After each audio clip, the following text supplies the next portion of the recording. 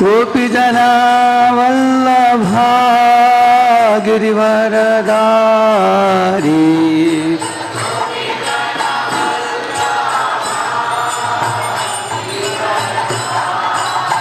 यशोदानंदन व्रज जनरंजन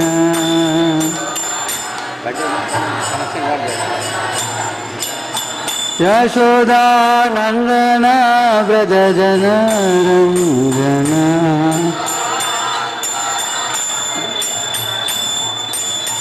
यमुना तीरा वनचारी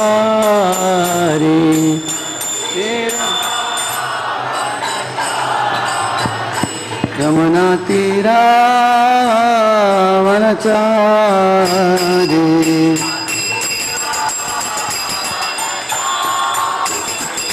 जय राधा माधव बिहारी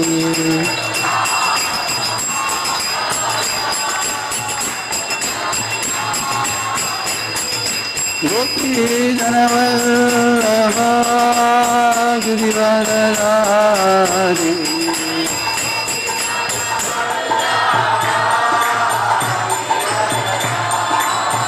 यशोदानंदन व्रज जनरंजन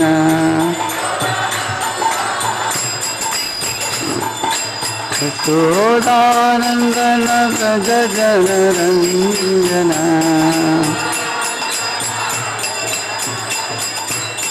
यमुना तीरा वनचारी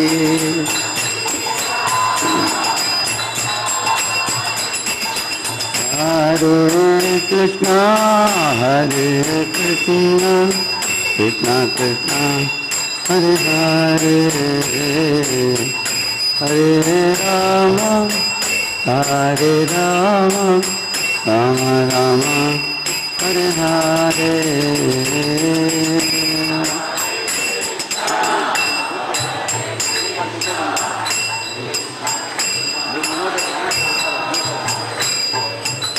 हरे राम राम राम हरे कृष्णा कृष्णा कृष्णा हरे हरे हरे राम राम हरे हरे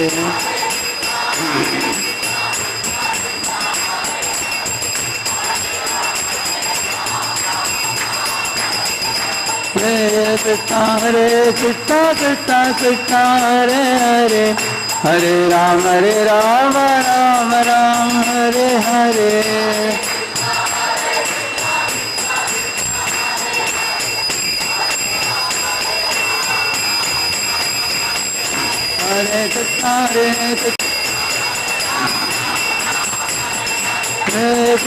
हरे कृष्णा कृष्णा कृष्णा हरे हरे हरे राम राम हरे राम हरे हरे हरे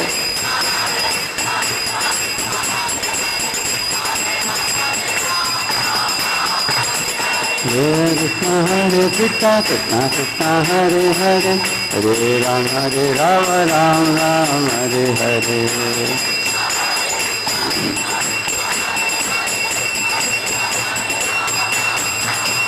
हरे कृष्णा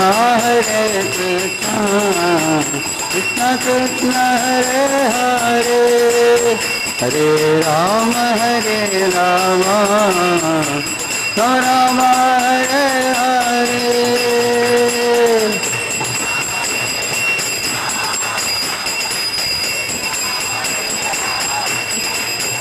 हरे Ram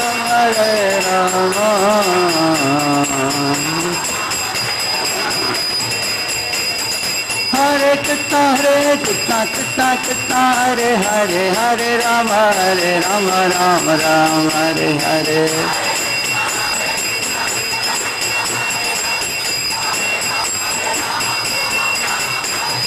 Radha Madan Mohan, Radha Madan Mohan, Radha Madan Mohan, Radhe Radhe.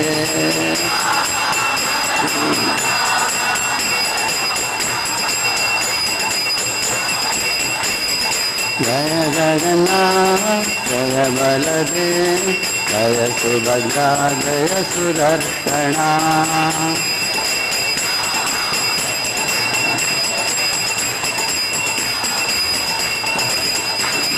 Nitai Gauranga Jaya, Nitai Gauranga, Nitai Gauranga Jaya, Nitai Gauranga.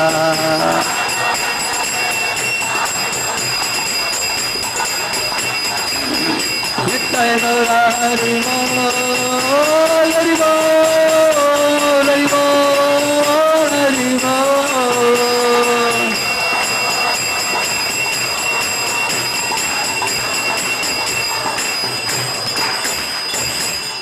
पावन हरिनाम संकीर्तन की, श्रील प्रभुपाद की, गौर भक्त वृंद की. Hare Krishna. Hare Krishna. So we are very happy to have for today's Pritivardanam class. We are very happy to have His Grace Radheshyam Prabhuji. So we'd like to welcome, thank Prabhuji for being here for this Pritivardanam class, and we request all the devotees. There are many corners where devotees can sit. So please come ahead, because many more devotees are going to join. Please come ahead. Here also a lot of places there. Haribol, please come ahead. At least 100-200 devotees can sit more. We have so much place. Those devotees are sitting that side. Please come this side. आप लोग अगर इधर आ गए तो फिर those who come from there they can come. So we have two screens where you can see. We have this screen, that screen. Please, Prabhuji, वो थोड़ा space. Come little ahead.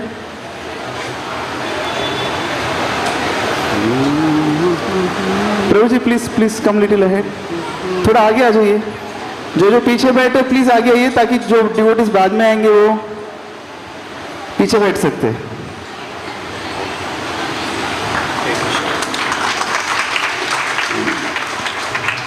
ओम अज्ञानतिमिरन्धस्य ज्ञानाञ्जनशलाकया चक्षुरुन्मीलितं येन तस्मै श्रीगुरवे नमः. श्रीचैतन्यमनोभीष्टं स्थापितं येन भूतले स्वयं रूपः कदा मह्यं ददाति स्वपदान्तिकं. वन्देऽहं श्रीगुरोः श्रीयुतापदकमलं श्रीगुरून् वैष्णवांश्च श्रीरूपं साग्रजातं सहगणरघुनाथान्वितं तं सजीवं साद्वैतं सावधूतं परिजनासहितं कृष्णचैतन्यदेवं श्रीराधाकृष्णपादान् सहगणललिता श्रीविशाखान्वितांश्च. नमो ॐ विष्णुपादाय कृष्णपृष्ठाय भूतले श्रीमते भक्तिवेदान्तस्वामिन्निति नामिने. नमस्ते सारस्वते देवे गौरवाणी प्रचारिणे निर्विशेषशून्यवादी पाश्चात्यदेशतारिणे. वाञ्छाकल्पतरुभ्यश्च कृपासिन्धुभ्य एव च पतितानां पावनेभ्यो वैष्णवेभ्यो नमो नमः. जय श्री कृष्ण चैतन्य प्रभु नित्यानंद श्री अद्वैत गदाधर श्रीवासादि गौर भक्तवृंद. हरे कृष्णा कृष्ण कृष्ण हरे हरे, हरे Ram Ram Ram Hare Hare. Hare Krishna. This is English lecture, right? English, no? So recently I released a book called as Decoding the Self. Actually, I wrote this book for the American students, but it is also good for Indians also. You will see. So this book has 5 lessons, and what I am going to show you today is the 4th lesson. So you will get an idea what is the content of this book. It's very simple, yet it exactly addresses the philosophy in a simple manner with examples. I don't know whether we have copies here. I only have one copy here. But if any of you is interested, our GM will arrange. Correct, no? Arrange copies. Yeah. So karma is a very vital topic, and there are many students writing. I get hundreds of mails, students asking, what I am doing, is it ethical? Is it moral? Is it proper? Or I feel like a victim. I'm helpless. They blame the environment. They blame the people above them, or they blame the smartphone. Huh? So, therefore, I prepared this in order to share with you the profound wisdom of the Gita, which can be extremely empowering by knowing this knowledge. See, like this, I have 6 concepts today. This is the concept 1. And after every concept, there is also a quiz for all of you. Don't tell the answer. If you know, you raise the hand, and then I will ask one of you, then you can answer, okay? See, when we talk about karma, it's a universal algorithm. It's a law of cause and effect. You throw a ball on the wall, ball comes back to you, isn't it? You throw a stone above your head, it will come and hit your head. Huh?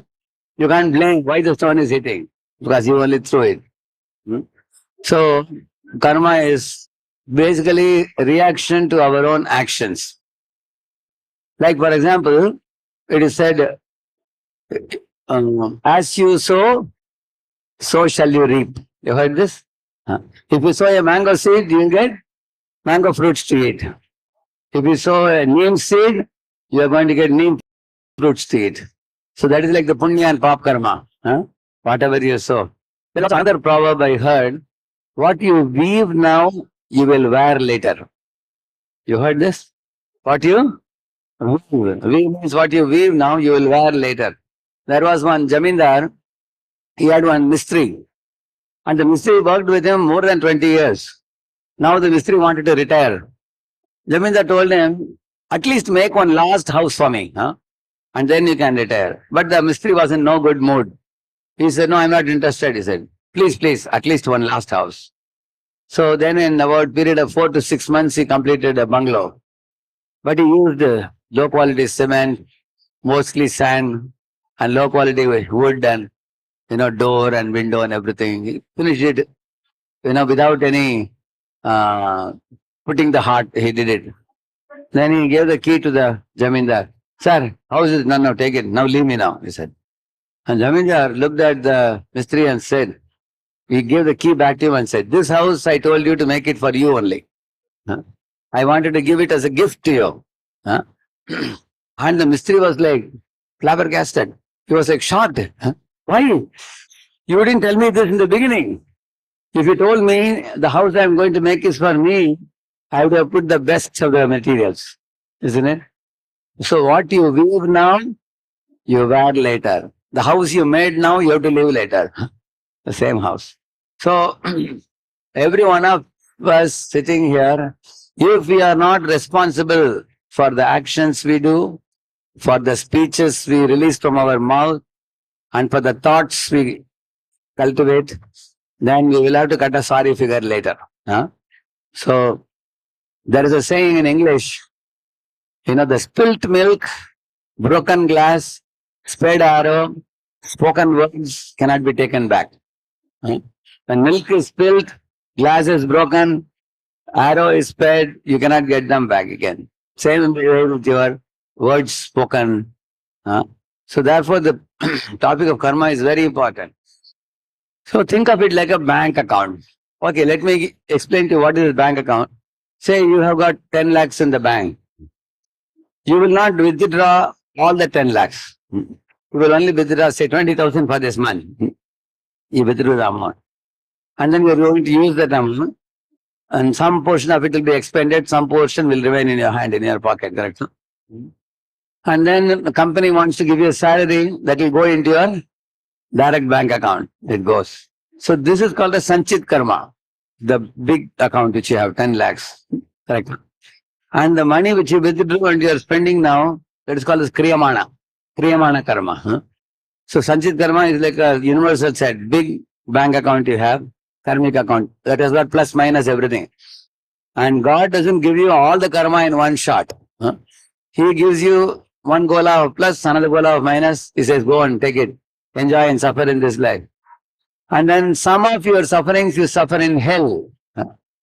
And some happiness you enjoy in heaven. Some students ask, Prabhuji, if I have already suffered in hell, why do I suffer here again? They ask. Because they don't know how karma works. It's not that all sufferings will be given in the hell. It's not like that. Some portion is given in this life, some in the hell, some in the next life. It's because we don't have the ability to enjoy and suffer everything in one shot. It's like, imagine if I tell you for the next 20 years I give you food now, you only eat now. Can you eat? You cannot eat. So gradually every day, morning, afternoon, evening you eat. Same way karmic reactions also come gradually, little by little. So that's just compared to your bank account. See here I have shown the picture. It's like sowing the seed. If you sow a mango seed or a neem seed, accordingly you get. And what is the seed you are sowing? Thoughts, words, actions. Like for example, you are walking on the road, you crush an ant. Next life you will see that you will get a fracture in the leg or something. Because you caused the pain to the ant, you get the pain back. Similarly, words, you speak harsh words to somebody, you get harsh words back. You speak sweet words, you get sweet words back. So, that's what it is. Give respect, get respect. Give love, get love. Throw rose-scented waters on others, you get rose-scented waters. Throw gutter water, you get gutter water. That's why it's like good deeds are like a deposit in the bank, bad deeds are like a withdrawal. See, on the right side I have shown, a boy is cheating to get A grade. But at what cost? Eventually, when he goes to the job, there he does the malpractice, is thrown off from the job. Because the old behavior of cheating came in the job and then he lost. Many people who do wrong things, they think if you are clever enough, you can do wrong things. People think, because nobody is watching you. But actually God is watching us at every moment. Apart from God, God has 12 agents to watch us, like the sun, the moon, the sky, the wind, the earth, the ocean, the mountains. Like that there are super soul, the demigods. Like that there are 12 agents which are watching all our actions. So he said, you are the architect of your destiny. See, here is a boy here, the words that he is speaking, words of encouragement, that makes people smile happily. But if he is going to speak harsh words, that will make people sad. Yeah. And how do the words come out? They come from the thought. Initially, if you think bad about somebody, then bad words come from the mouth. If you think favorably, then you speak sweet words. So the original point from where the thing starts is the thoughts. That's why Krishna says, Dhyayato Vishayan Humsaha. Thought is the first thing. Behavior comes later. And whatever action we do, accordingly the actions come.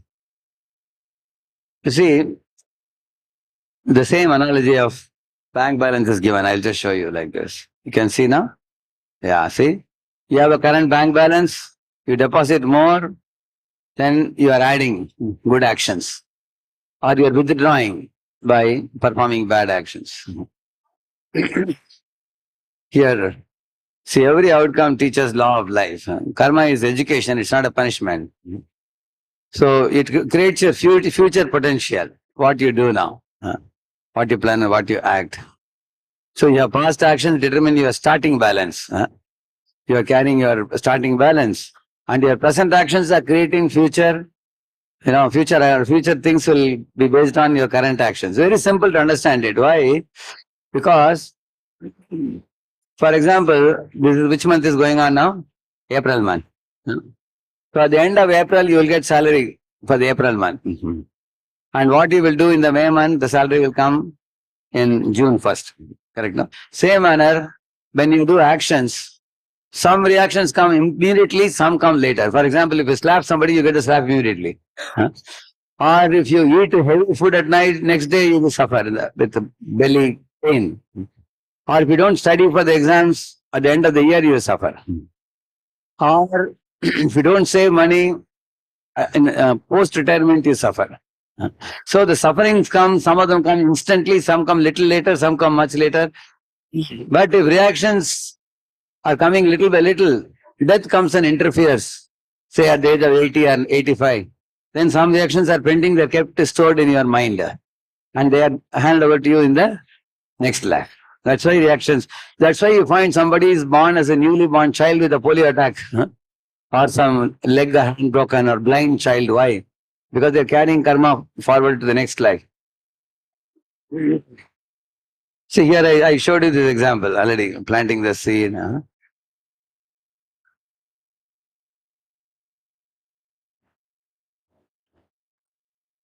Why destiny is not unfair? It is just a justice of karma. It is justice, it's precise, it's correction given without hatred. Like you touch a fire, you get a burning sensation because to correct you not to touch fire, that is kept. Karma is the same thing. What you should not do, in order to indicate it, there is a signal given as a karmic reactions. You may not remember your past life, but nature gives a record of everything on the order of super soul. And the justice is given. Therefore, karma is actually an education. It's not a punishment, you see.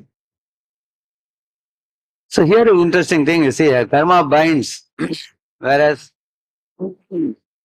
uh, karma dissolves when it is God-centered. This will require little explanation. You see, say I'm working for a computer company. Say somebody is working for Microsoft, for example. Company gives you a car. You can do many things with the car. You can underuse the car by either slowly driving the car in 20 kilometers per hour. That's underuse of the car. Or you can overuse the car by driving at 150 kilometers per hour and burning out the car. Or you can abuse the car by breaking the glass with a cricket bat or something. Similarly, people use the human body. Underuse of the human body means eating, sleeping, mating, defending. Overuse of the human body means working 16 hours, 18 hours a day to make money. Abuse of the human body means committing suicide. Misuse of the human body means breaking the four relative principles.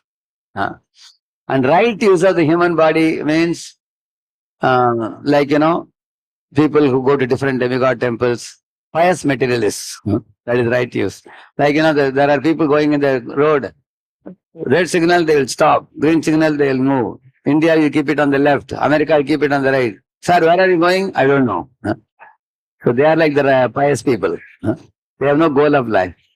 So the spiritual use of the body is to use it in Krishna service.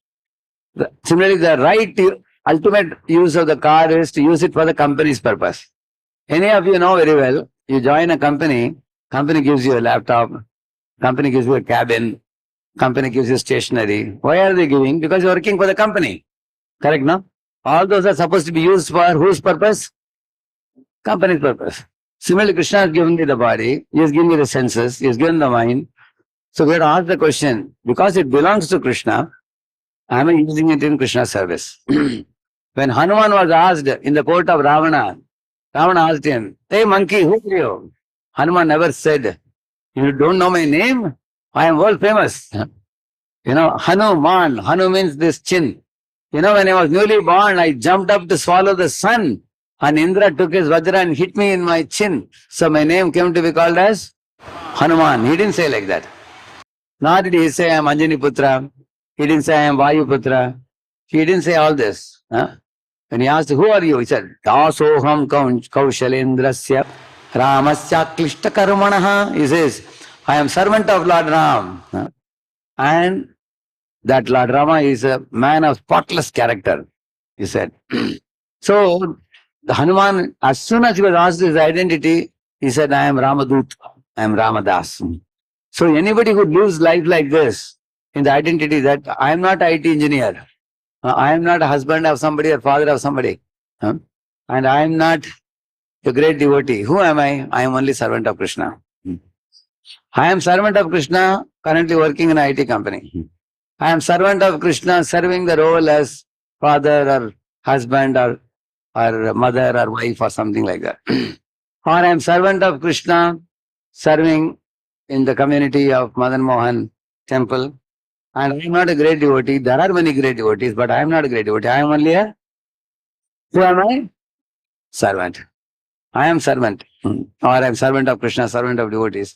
One who has this consciousness. So, who are you? I am servant of Krishna. What do? I do Krishna's work. How do you do the work? I work hard, diligently, put my sweat and toil to please Guru and Krishna. And whom do you give the credit to? I give it to Krishna. Then you are rightly situated. Because Krishna gave us the brain, Krishna gave us the hands, legs, eyes, everything. Our eyes look very great, but we cannot see anybody without the aid of the sunlight. On Amavasya night, can you see somebody? A dark Amavasya night. You are walking on the road on Amavasya night. You will go and hit somebody on the road. They will yell at you. Then you see the shining teeth and say, sorry. Because we cannot see. So you need, first Krishna has to see, then only we can see. How Krishna sees? He has one hot eye and one cool eye. Anybody knows what is it? Sun and the moon, isn't it? So the first Lord sees, then only we can see. So we should not be proud of our senses. Our senses are also given by Krishna. So they are meant to be used in Krishna's service. Like somebody may say, why do you say Krishna's, this belongs to Krishna? If when I want to lift my hand, I can lift. When I want to put my hand down, I can put. No. Sometimes some people have one-side paralysis, you know that? They can lift this hand, but they cannot lift this hand, you know that? The whole half side doesn't act at all. So unless Krishna sanctions the operation of our body cannot function. Like for example, now the fan is rotating.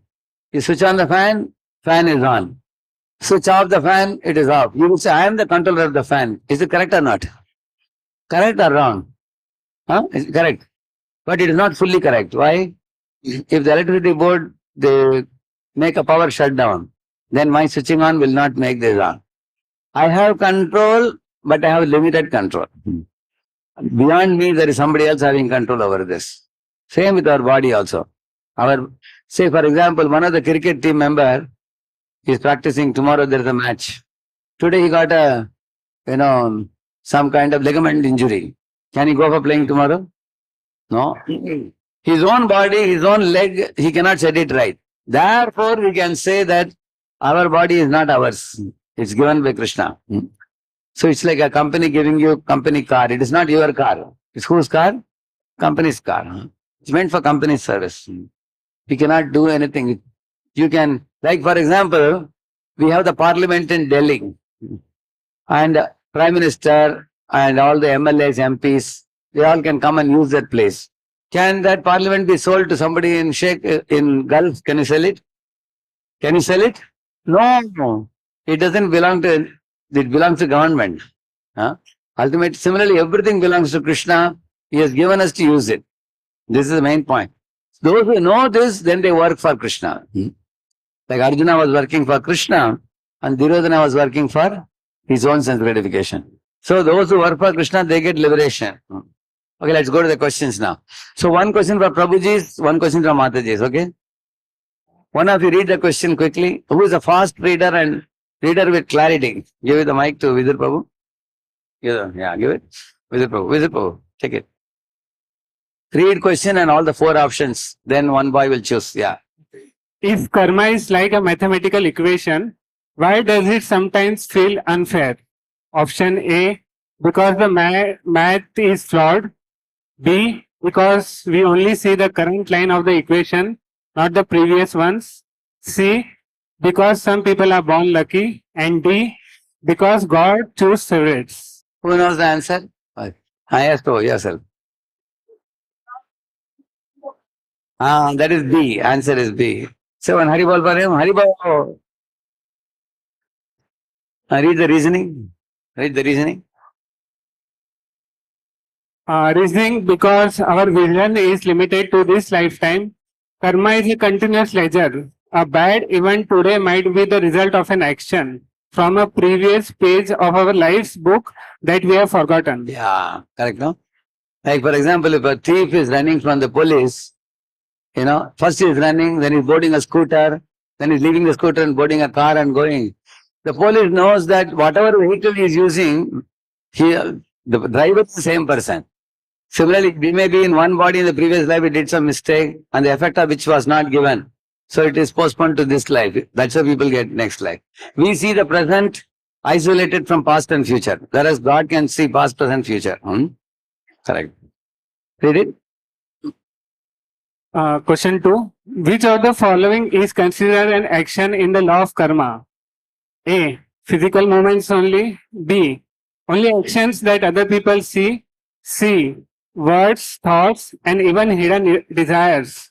D.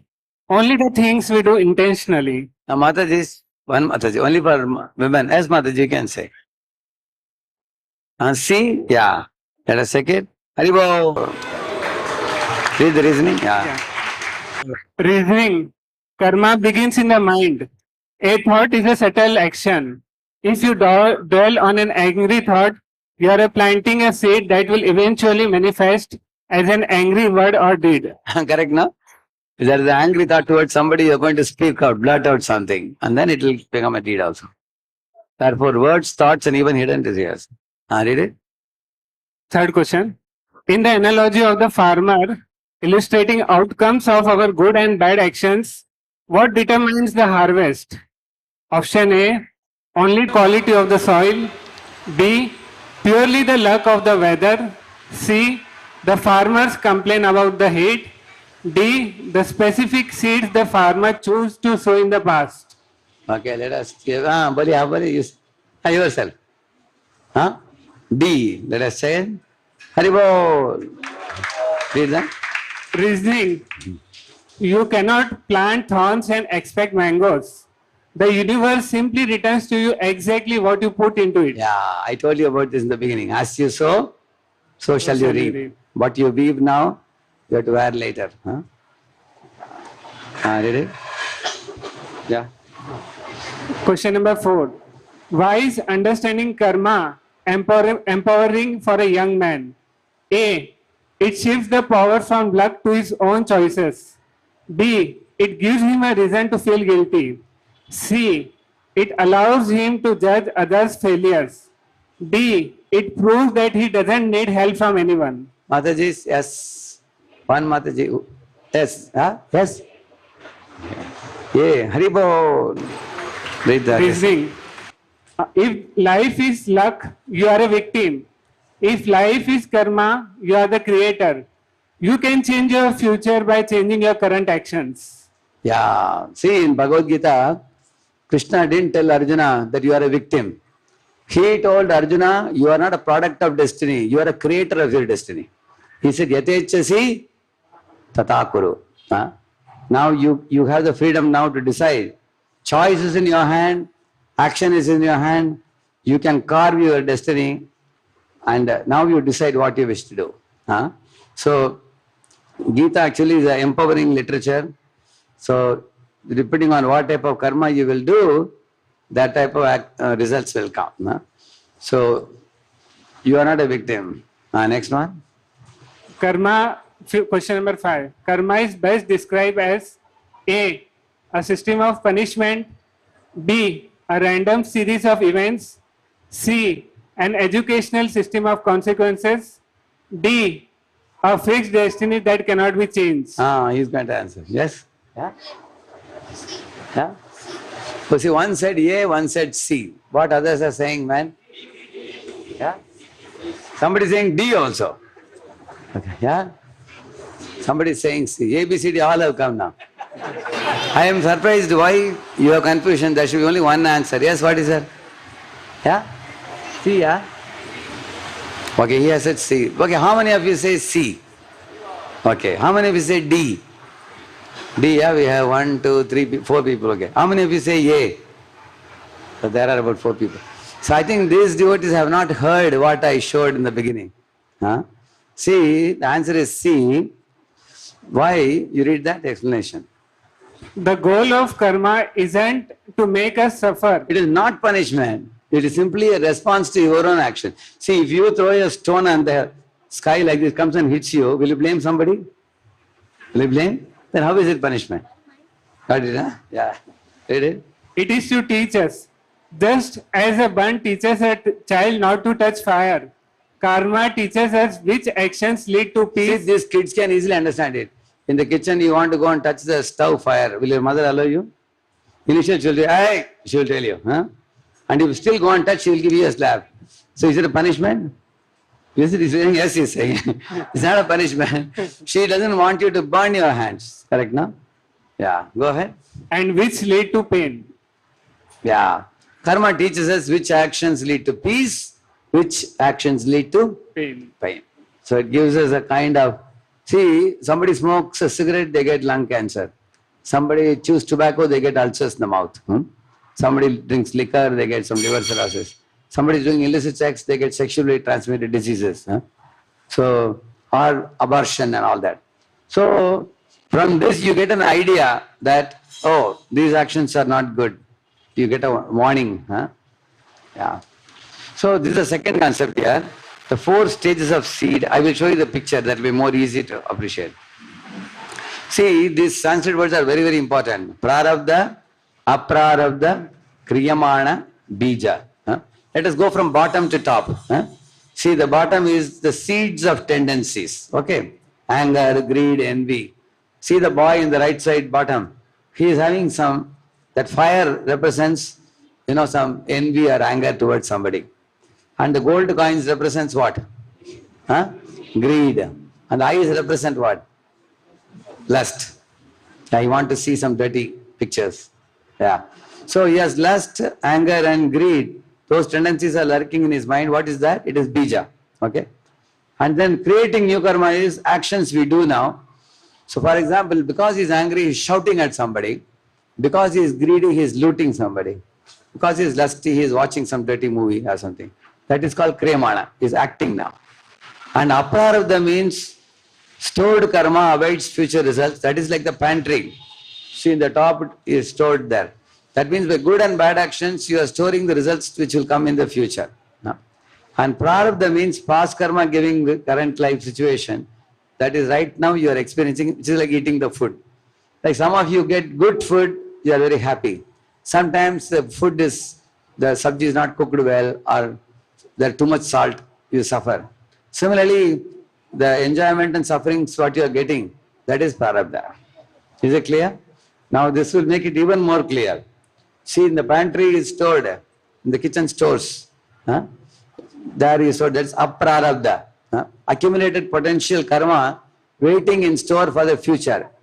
How many of you have seen, before a wound comes in your hand or leg, in that portion there is some pain, later on the wound opens up. You have seen that? So it was in aprarabdha stage, it became prarabdha. Anybody got ulcers in the mouth? Anybody here? Experience? Yeah. Initially it will pain little bit, later on it will open up and then the ulcer will come. That means it was aprarabdha, unmanifest, which is like a stores, and prarabdha means what he is eating now. And how did the stores wala commodities get converted into prarabdha? If you see, there is bija and kriyamana, you will see.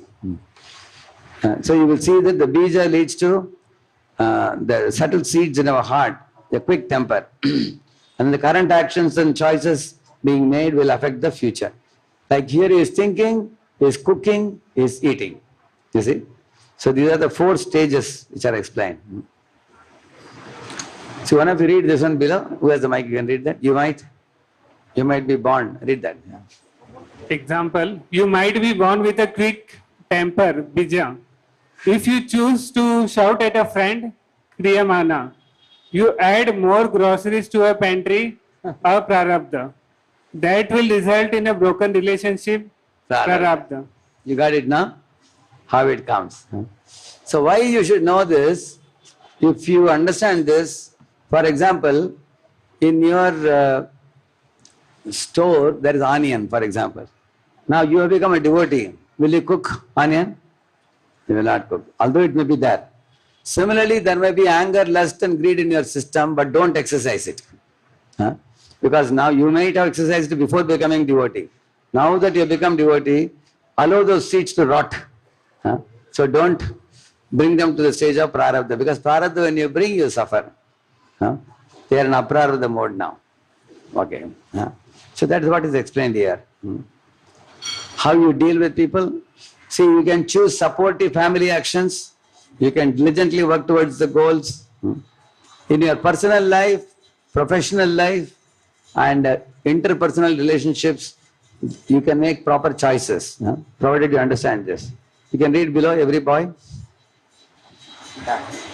Every boy dreams of becoming a successful professional, a supportive son, and a respected man. But life can be unfair and unpredictable. The ancient science of karma gives control by showing that by understanding your predispositions, bija, and making better choice in the moment, kriyamana, you take charge of your future, shifting from struggle to success. Okay. Say, for example, while dealing with people, you feel some anger. If you don't exercise that anger, then the kriyamana doesn't happen and prarabdha doesn't come. Correct, no? You have controlled it successfully. Similarly, you are working in a company. Now I'll show you in the next slide how one can deal with people in a company by which one can bring success. We'll see. Let's go to this one first. Let us understand. Read it quickly. This type of karma refers to the current circumstances you were born into. A. Kriyamana, B. Bij, C. Prarabdha, and D. Aprarabdha. Yes, Estover. Prarabdha is a C. C, correct. Haribo, read it. Prarabdha is the fructified karma, the portion of your past that has already begun to play out, such as your family, our physical body, and our natural talents. Yeah. For example, all of you sitting here, some of you are fair, some are black. And some of you maybe handsome face you may have. Somebody may have ugly face. Correct, no? Some are born rich, some are born poor. Some are highly educated, some are not. Correct, no? Some are thin, some are fat. So these are all things you see you are born with. You didn't design them. Did you design skin color? Did you design your face cut? Anybody cut your face? And did you decide the family in which you will be born? Did you design your IQ at the time of birth? At the time of birth, you didn't decide your IQ. It was given to you. Some people have a 160, 170 IQ. They are a part of Mensa society. So, the prarabdha means this is already the purva janma karma is playing out in your life. So, what he said is correct. See, prarabdha. Okay, go ahead. If you decide to start a new habit of waking up at 5 a.m. tomorrow, which karma are you utilizing? A. Prarabdha, B. Ancient karma, C. Bija, and D. Kriyamana. Matajis, anybody? Which one? This screen is also working, This screen? Working? Okay. There's no one hands up. Yes, Maji. Loudly? C, yeah? Okay, she's saying C, she's saying. Okay. D. Yeah, D is saying. You can see, yeah. D. Haribo. Read it. Kriyamana is current action. This is your free will in action right now, which will determine your future. See, why it is not C, I will tell you. Bija means your predispositions in the mind. Like, for example, anger, greed, lust. That is not active, it is inside. Whereas Kriyamana means you are acting out. Like tomorrow morning you are deciding, tomorrow onwards I am going to come to temple for Mangalarati. So you are acting, therefore it's Kriyamana. D is the answer. Yeah. Go ahead. What is the bija? Here's a question, Prabhu. No, Kutam is also, Bijam, Kutam are put in same category. Kutam also is, see, Kutam is propensity, Bija is well-defined propensity. For example, somebody has a stealing tendency, that is Kuta. Bija, when you say he wants to steal somebody on a particular day, particular amount of money, it's more specific. Then it is called Bija. Bija takes shape, Kuta is shapeless. It's like a tendency, general tendency. But both are in same category. Kriyamana is one which you are acting. Yeah. Third one. What is the bija stage of karma? A. The final result of an action. B. The stored reaction from 5 years ago. C. The subtle seed of a tendency or desire. D. The physical act of doing something. Prabhuji's side, who has an answer? Yes, Prabhuji can answer. C. Correct. Haribo. Go ahead. Yeah. Before an action happens, there is a tendency, like a habit of being kind or greedy. This seed is a subtle impression left by past choices. You all have experience. You only know about your mind, what is going on in your mind. Like you see a beggar, you feel like giving something. Or you look at your friend, you think, I also want to do like my friend. Right now you feel envious or you feel comparison. So there's a tendency inside which you can observe. That is actually the seed or the impression left. Yeah, stage of karma. Then Why do bad things happen to good people according to this system? A. Because the system is glitching. B. Because they are experiencing prarabdha, past seeds while doing good kriyamana, present actions. C. Because God is testing their patience with random pain. And D. Because being good does not actually matter. Mata's side, yes, yeah, go ahead. B. B. Correct. Haribol. A person may be doing good today, but they are still clearing out the old inventory of past mistakes. Eventually, the new good actions will create a bright future. Yeah, just like for example in villages, they have a silo, they call it, like a big barrel. So one farmer put black color grains last year, very poor quality grains. This year he put very white and bright, nice grains on the top. But when he took the grains from the bottom, which grains will come? The previous year's grains came. So he was wondering, I am putting white grains now. Why am I getting black grains? Because the past grains are coming. That's what is said here. B is the correct answer. Because they are experiencing the past prarabdha karma while doing the current kriyamana. You may be wondering, although I am a nice person now, why am I suffering? Because like Anga Maharaj was suffering like that. Anga Maharaj was so pure, even in mind he didn't think anything bad. But his son was a very bad boy. His name was Vena. Huh? So because of the past karmic reactions. Yeah. Yes? A prarabdha karma is like A seed that hasn't been planted yet but is sitting in a bag.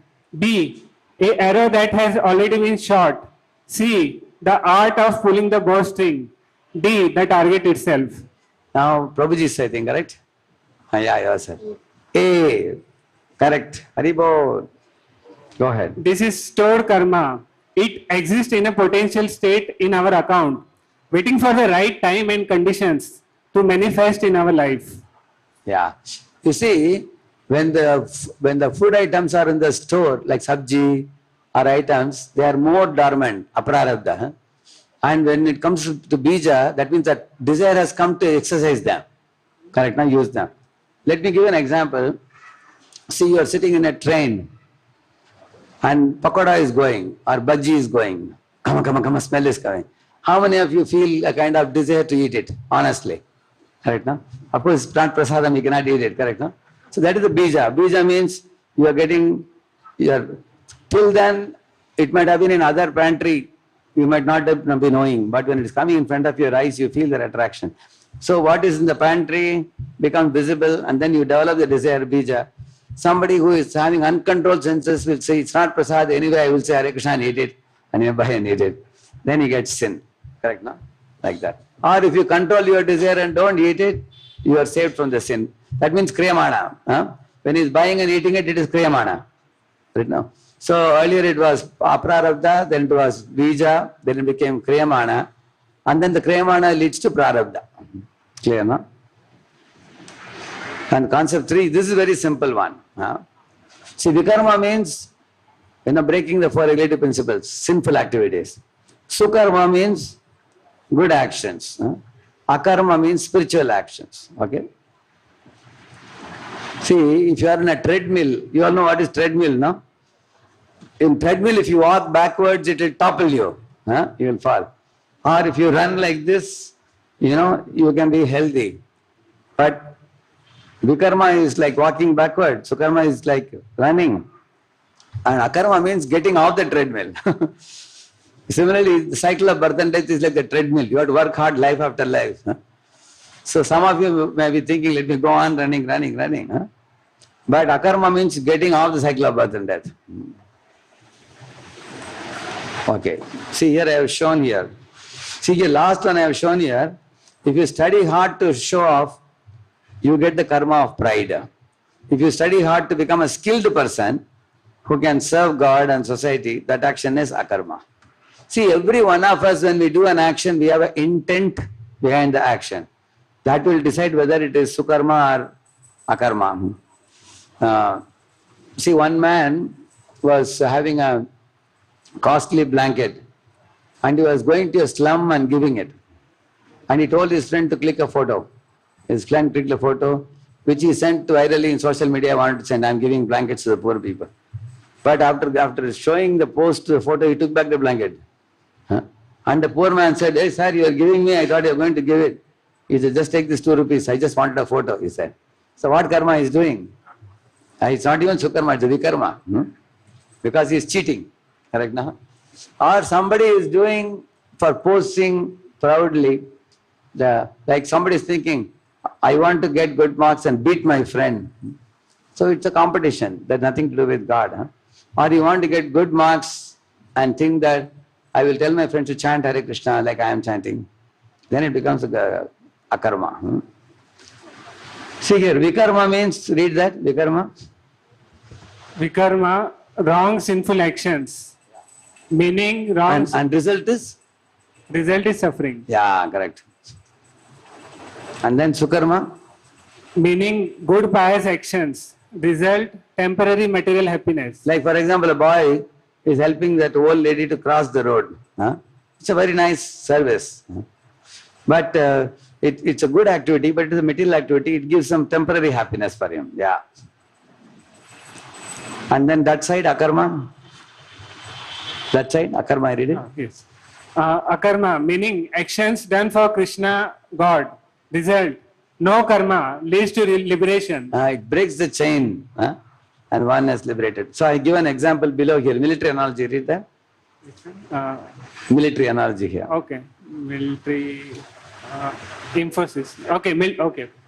Military analogy. Soldier killed for country, awarded. Soldier kill on account, arrested. Correct now? Yes. If he is killing for the country, like I know one lieutenant general in army, is a devotee.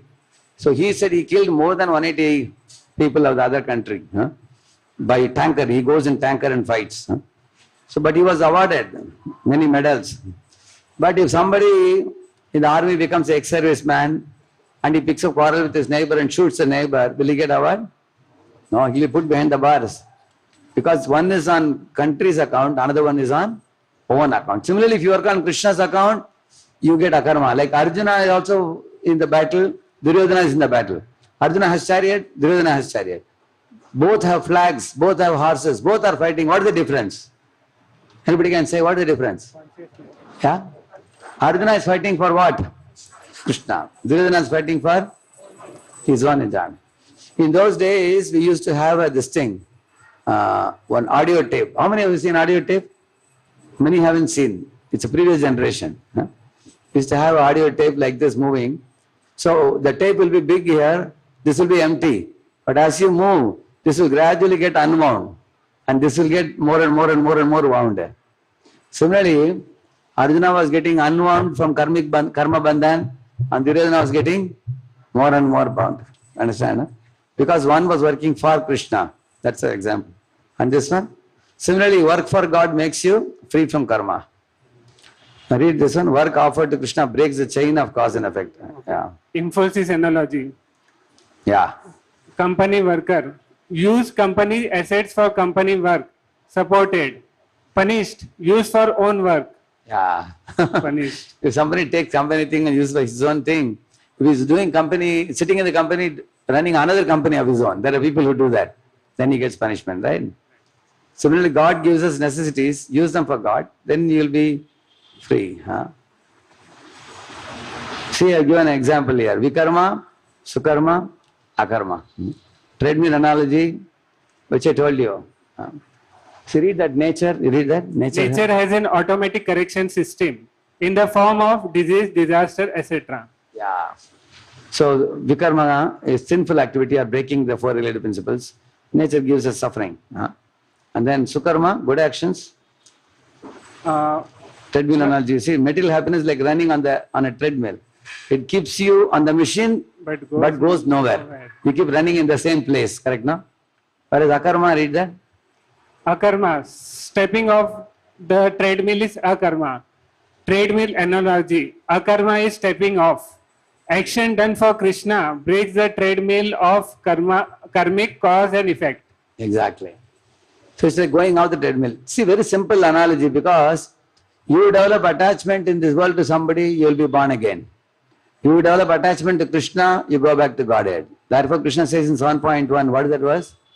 Maya saktamana partha yogam junjan madashrayah asamshayam samagram mam yatagnya sasi tatshunu. Arjun, hear from me how I am the source of everything, essence of everything, best of everything, and this will help you develop attachment to me as a friend, or as a lover, or as a child, or as a master.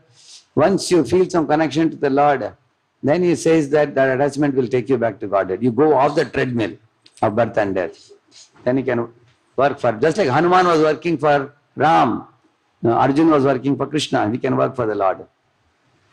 See, here is a doctor, he is doing the work of a doctor for pity or for fame or reputation. But there is another doctor who is working as an agent of God. Like I had gone to Delhi Apollo, one doctor said, we treat, but God heals, he said. Because we cannot save people, God only has to save. So he's working Krishna conscious doctor. Another doctor is an atheistic doctor, he says, I saved somebody. So he thinks he is saving.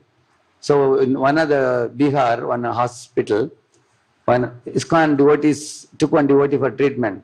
So an atheistic doctor laughed and said, hey, Hare Krishna wale, हमारे पास आना पड़ता है आपको, हमने बचाया आपके हरे कृष्ण वाले को. Like that he said.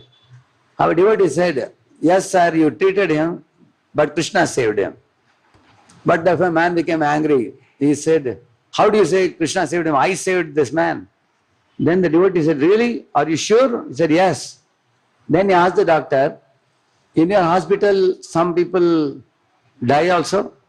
He said, yes, they die, he said. Then why are you killing people? He asked. Then that man said, we don't kill people, what to do? It is written in their fate, that's why they die. So they said, then this devotee said, when they die, you say it is fate. When they are saved, you say you saved them. What logic is this? So understand that we can only treat, but God is the one who heals. So in this way, okay, let's go to questions. Read that. What is the primary difference between sukarma and akarma? A. Sukarma is easier to do. B. There is no difference, they are the same. C. Sukarma results in suffering while akarma results in wealth. D. Akarma produces no material reaction because it is done for the divine. Mataji, which one? Yeah? D. D. Correct. Haribol. Sukarma, good deeds brings you back to enjoy material rewards. Akarma, devotional service, connects you to Krishna and frees you from the cycle of death entirely. Many of them said D. Yeah, correct. Second one. If a boy helps an old lady cross the street just to get a photo for social media, this is A. Akarma, B. Vikarma, C. Sukarma, but with selfish attachment, and D. Total liberation. He said Sukarma. This is C. One Haribol for him. Haribol. Correct. The act is physically good, sukarma, but because the motive is fame, selfishness, it creates a material bond rather than spiritual freedom. He doesn't get spiritual freedom, he gets a material bond. He'll be born again, maybe next life he will get some benefit. Like if somebody gives school notebooks to children, next life they may be printing press owners, surrounded by a lot of papers. If you give uniforms to children, then next life you are owner of a textile mill or a textile shop or something. Sukarma. Then? Why is vikarma compared to poison? A. Because it tastes good initially but destroys the soul later. B. Because it is always illegal. C. Because it is impossible to stop doing. And D. Because it only affects other people. Prabhuji, who would like to answer? Yes? Okay, A. Haribol. Got it, correct. Read that. Sinful acts often provide instant gratification, like lying or stealing, but they inevitably lead to long-term suffering and a degraded consciousness. Copying an exam may bring you A grade, But then when you are caught, they will debar you for 3 years. Correct, no? So it may be giving a good taste in the beginning, but we will suffer later. Vikarma is all like that. Even all the sinful activities, drinking, smoking and all that, but, it may appear enjoyable in the beginning, but it makes us suffer later. Then, The goal of a wise man is to accumulate A. Mountains of sukarma. B. A balance of good and bad. C. Akarma. Actions that leave no debt. And D. Power over others. Mataji's? Yeah? Loudly? C. See, yeah. Correct. Haribol. Haribol. A wise man doesn't want to be tied to this world even by golden chains, good karma. He wants to act in a way that pleases God and liberates his soul. Yeah, correct. If somebody asks you, you want iron chain or a silver chain or a gold chain to tie your hands, what you should say? No chain, you should say. Huh? Yeah. Yeah, then? Which action results in liberation from the cycle of birth and death? A. Doing nothing at all. B. Actions performed as a service to the Supreme, Akarma. C. Doing only good deeds for personal fame. And D. Accidental actions. Yeah. Yes? Huh? B, they have said B, let us see. Correct. Haribol. Next. When you act for Krishna, he takes responsibility for the reaction. Since he is beyond karma, the action becomes weightless and does not bind you. Correct. So here the most important concept in this entire lesson is this one, what we are going to see now. It's going to be very helpful to you in your daily activities. Read that. Responsibility versus victimhood. Concept. A man is... Okay, how many of you feel sometimes things were unfavorable due to which you suffered? How many of you feel? Correct, no? Correct, no? Either somebody troubled you or some situation was unfavorable. But here, if you understand this, you will know how to act against it. Go ahead. A man is defined by his response to his karma. Blaming others is a sign of weak mind. Taking responsibility for your current state is the only way to change the future. Analogy, you are a pilot. The weather, past karma might be stormy and you didn't choose the storm, but you are responsible for how you fly the plane through it. You see, recently there was a flight with 250 people. And the pilot found that when he wanted to land in the airport, there was a problem. Huh? And so he was flying in the sky 4 hours. So everybody cried and wept like anything because they thought the plane is going to crash. Huh? Of course, finally they safe landed it. That video came just 2 days ago. You must have seen that. Similarly, in America, there was a flight going from Baltimore to Boston. While flying, it was above New Jersey, and some goose which was flying, geese, they fly from one pole to another, that got stuck in the propeller.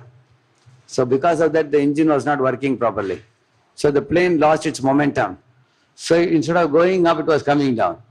So Boston is here, New Jersey is here. For him to land in Boston, it is going to take a while, at least another half an hour.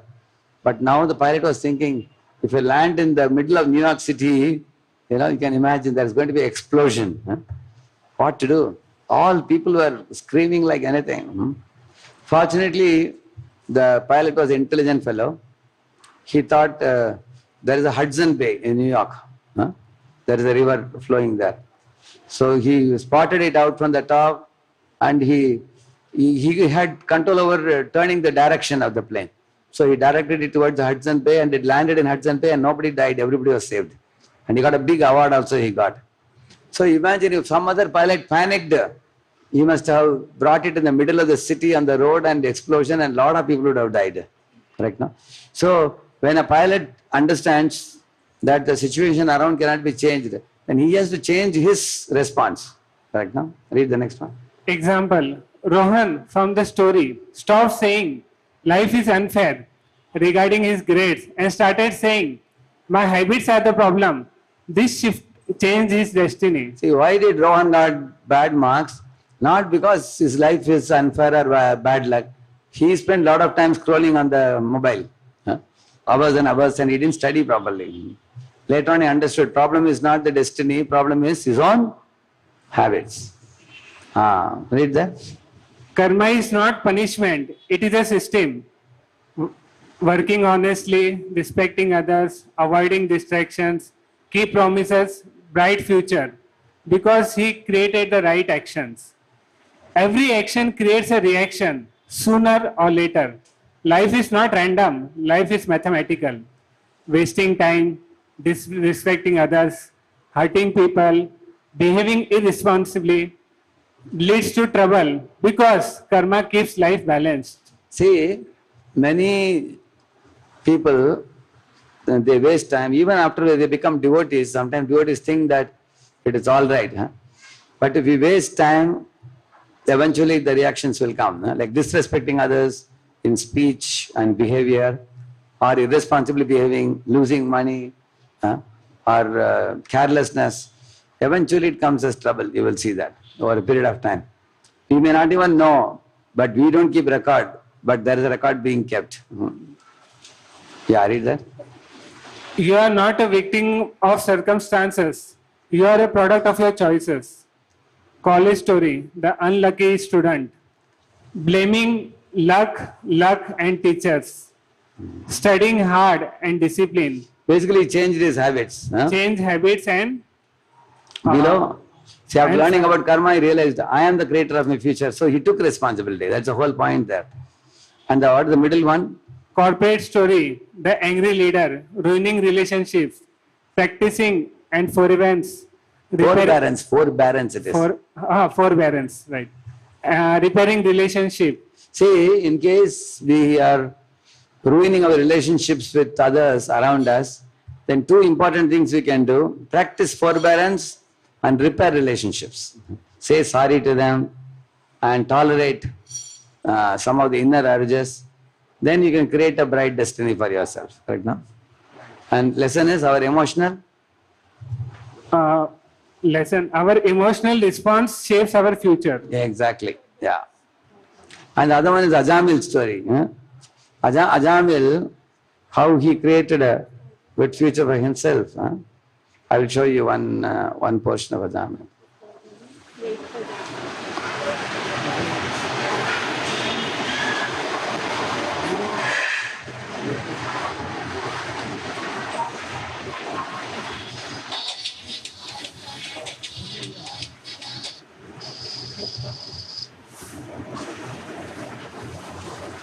Is not coming?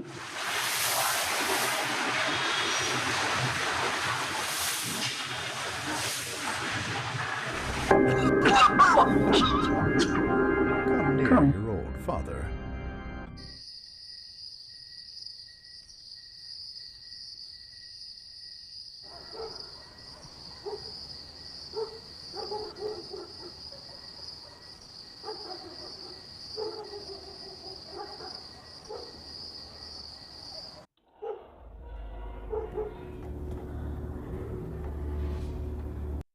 Not iron! Not iron! Not iron! Not iron!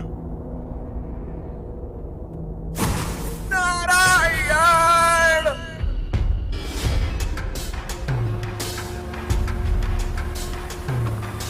Kettle. Stop.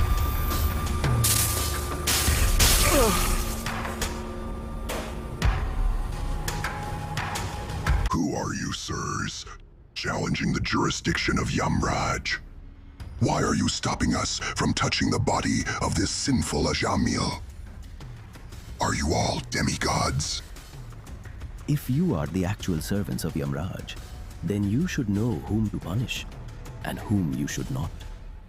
Please explain to us, what is dharma and what is adharma? We have heard from the Amaraj that whatever is prescribed in the Vedas is dharma, and whatever opposes it is adharma. The sun, fire, sky, air, the demigods, the moon, day and night, the directions, water, earth, and the supersoul all witness the actions of every living being. Those who abandon their prescribed duties become offenders and are punished according to their sinful deeds. The living being becomes entangled in the results of his own actions, like a silkworm trapped in the cocoon it spins, remaining bound by karma and repeatedly taking birth and death. All that you have spoken is true. But this Ajamil is now sinless. You cannot punish him. Yes, Ajamil was once pure and righteous, but he fell into terrible sin. I will now tell the story of his downfall. In this way, the Yamadutas narrated the life of Ajamil, how he was once a pure and righteous Brahmana, and how he gradually fell from that noble position. In the beginning, Ajamil, a Brahmana of Kanyakubja, carefully studied all the Vedic literatures and faithfully followed the prescribed rituals. He constantly worshipped the Supreme Lord Narayana with devotion. He was a reservoir of good character, refined conduct, and virtuous qualities. Born to pious parents and married to a faithful and chaste wife, Ajamil lived a life of discipline and purity. He showed deep respect to his spiritual master. In every respect, he exemplified the ideals of a true Brahmana. Once Ajamil, following the order of his father, went to the forest to collect fruit, flowers, and grass for worshipping the Lord. Then there came a turn in his life when he saw a drunk Shudra and prostitute enjoying themselves.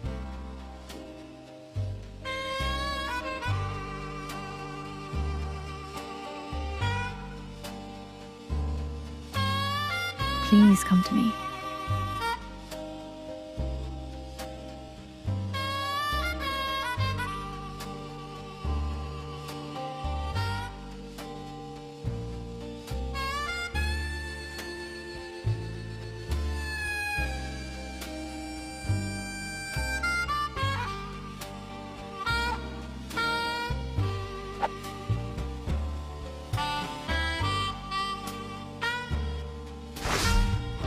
Ultimately, he became the victim of the Cupid.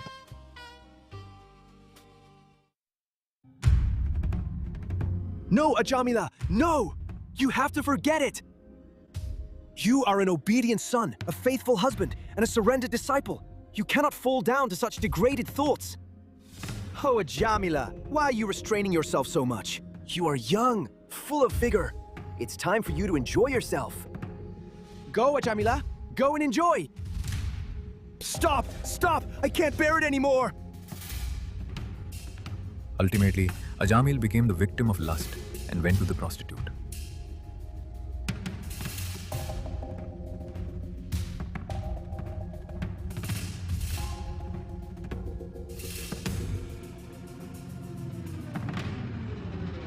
In time, he brought her into his home under the pretense of keeping her as a maidservant. When his parents realized his intentions and strongly protested, he drove them out of the house.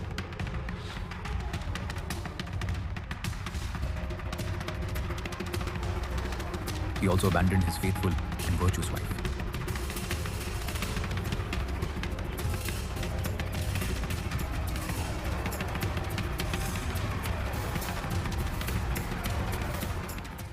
I want nice clothes, nice house, nice food, jewelry, everything.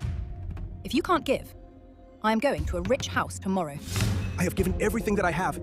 From where will I get more? Beg, borrow, or steal. Do whatever you want. Just get it as I want it. In this way, to fulfill the demand and make the prostitute happy and stay with him, he started stealing, murdering, gambling. He started doing all sinful activities.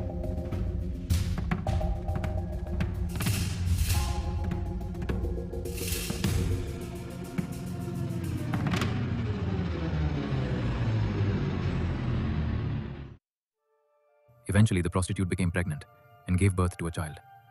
Ajamil was so lusty that he started begetting many children in the womb of the prostitute. Time passed by, and Ajamil became an old man, but still he was lusty and didn't stop begetting children in the womb of the prostitute.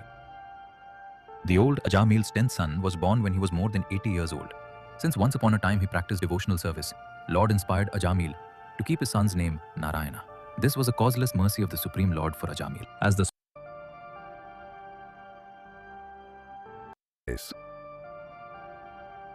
Narayan started growing, attached to him. Very nice, Narayan. Very nice.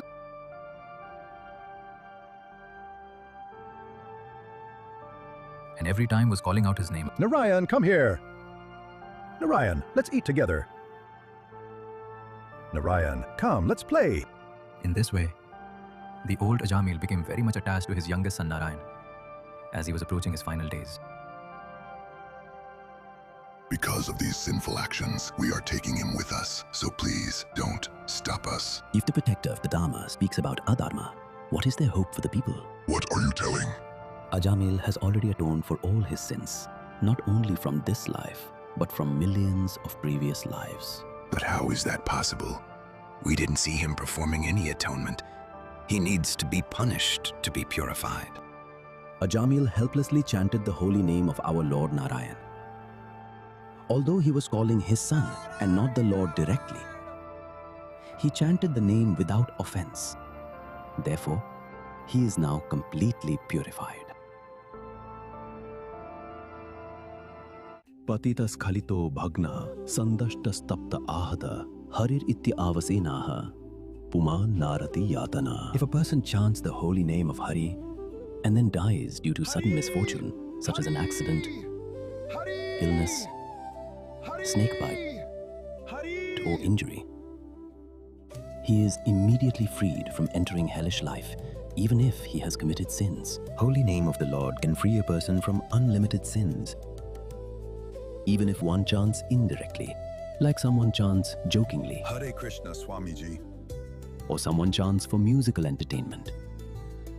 A sick person may be unaware of the potency of the medicine, but if he takes the medicine is going to work anyway. The potency of the medicine does not depend on the patient's understanding about its potency. Similarly, whether one chants knowingly or unknowingly, the holy name of the Lord acts with full potency, even if the chanter does not understand its value. Just as fire burns dry grass to ashes, the holy name of the Lord destroys all sinful reactions when chanted. That is why you cannot take Ajamil with you, as he is no more a sinful person.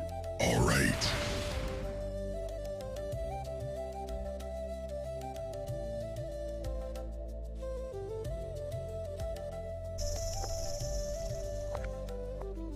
Thank you for saving my life.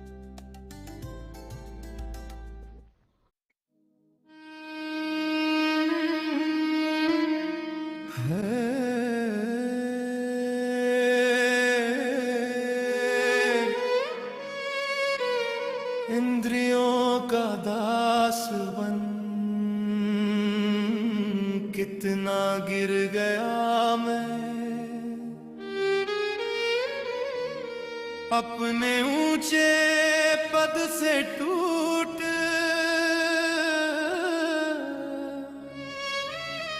पाप में घिर गया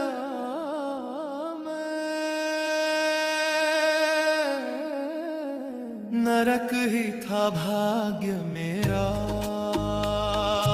ऐसा था परिणाम पर अनजाने जप लिया मैंने आपका पावन नाम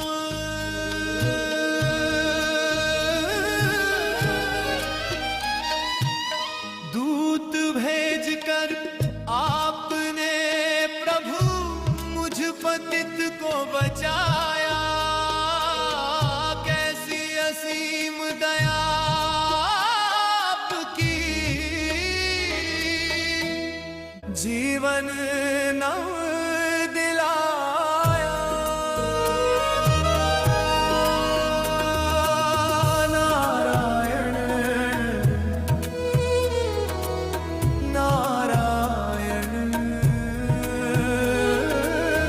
नारायण नारायण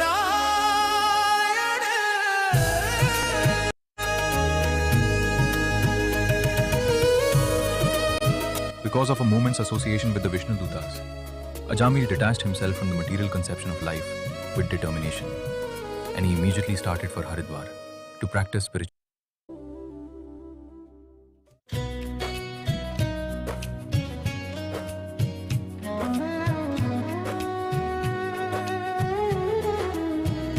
हे प्रभु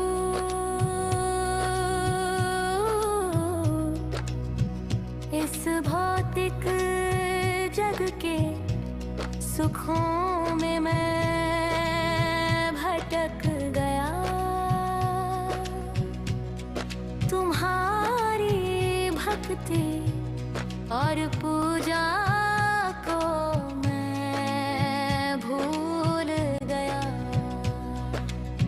मानव जीवन जो आत्मज्ञान के लिए मिला था, अज्ञान में पढ़कर मैंने उससे व्यर्थ कर दिया। तुम्हारा पवित्र नाम ही मेरा सहारा है, हे नारायण मुझे शुद्ध करो, यही मेरी पुकार है। मानव जीवन जो आत्मज्ञान के लिए मिला था, अज्ञान में पढ़कर मैंने उसे व्यर्थ कर दिया। अब तो तुम्हारा पवित्र नाम ही मेरा सहारा है, हे नारायण मुझे शुद्ध करो, यही मेरी पुकार है। मुझे अपने धाम में ले चलो प्रभु दयामय, जहाँ सदा तुम्हारी सेवा में मेरा सच्चा घर है। Narayan Narayan Narayan Narayan Narayan Narayan Narayan Narayan Narayan Narayan Narayan Narayan Narayan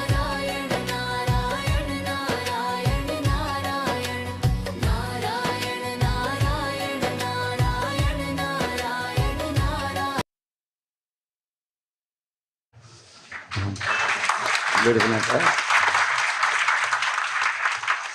So this Ajamil,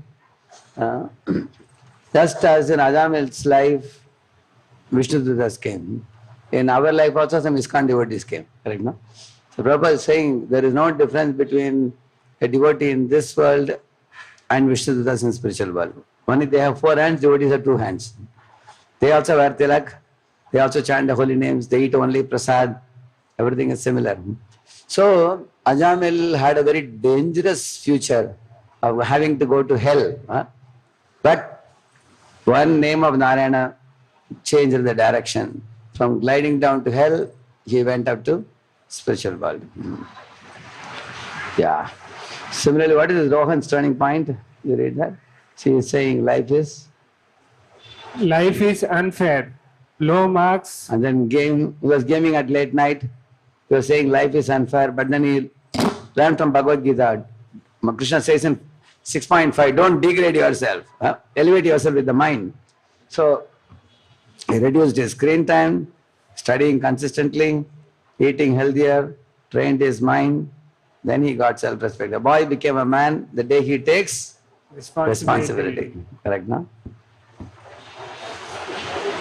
So if you take responsibility, did Ajamil take responsibility or not? What do you think? Towards the end he took responsibility, correct, no? How he went to Haridwar and chanted the holy name. No. Read that. What is the turning point for a boy becoming a man? A. When he gets his first paycheck. B. When he stops blaming others and takes responsibility for his choices. C. When he wins an argument with his parents. D. When he becomes physically stronger than others. Prabhuji, which Prabhuji? Yes? Bole? B. Haribo, correct. B. Read that.